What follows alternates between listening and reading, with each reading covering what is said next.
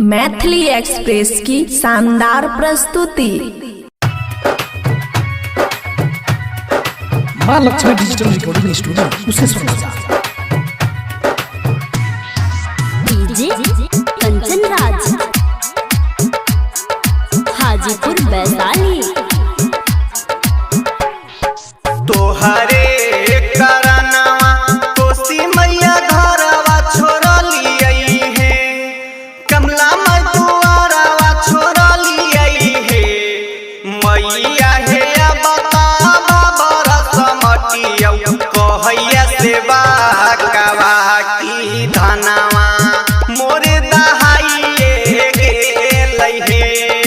कोसी मैया बता बरस मटिया कहैया संगमवा की धनवा मोरे दहाइए गेल हे।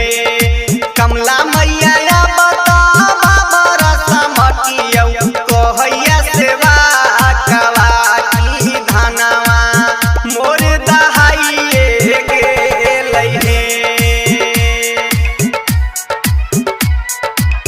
डीजे कंचन राज हाजीपुर वैशाली। मां लक्ष्मी डिजिटल रिकॉर्डिंग स्टूडियो उसे सुना जा घरवा त डूबलै मैया हे डूबलै अंगनवा हे। कोसी मैया डूबलै अंगनवा हे।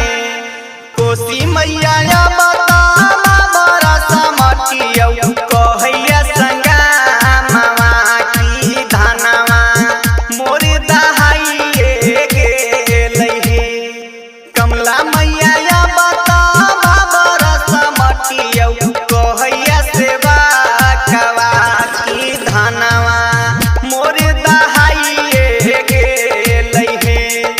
कोसी मैया बता बरस मटिया कहैया संगमवा की धनवा मोरे दहाइए गेल हे। डीजे कंचन राज हाजीपुर वैशाली।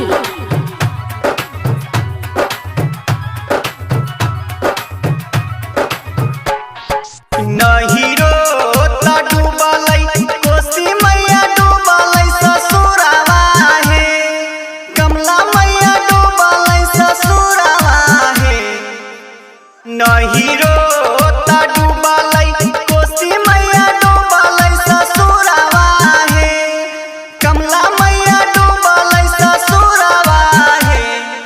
मैया हे बता बरस मटिया कहैया सेवा कवा की धनवा मोरे दहाइए गेल हे। कोसी मैया बता बरस मटिया कहैया संगमवा की धनवा मोरे दहाइए गेल हे। डीजे कंचन राज हाजीपुर वैशाली।